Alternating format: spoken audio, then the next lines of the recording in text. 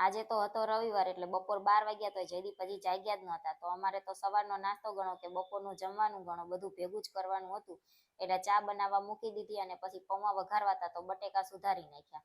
અને આ ભાઈ મારી જેમ રિહાઈને બેસી ગયા હતા તો એને મનાઈ અને વેફર ખાવા બેહાર્યા. 12 વાગે જયદીપને જગાડ્યા તો ચા નાસ્તો કરી લીધો, પણ નાવા તો એમને જવું જ નતું. રવિવાર હોય એટલે નકરી આળસ કરી અને બેહી રહે, નાવાય ના જાય.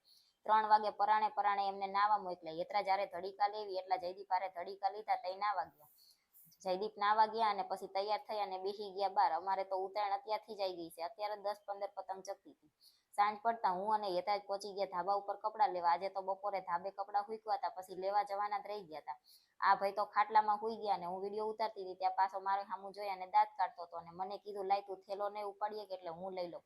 એમ કરી અને યત્રાજે થેલો લઈ લીધો અને પછી મા દીકરો કપડાં લઈ અને આવતા રહ્યા નીચે. વિડીયો ગમ્યો હોય તો લાઈક કરજો અને ચેનલને કરી દેજો સબસ્ક્રાઈબ.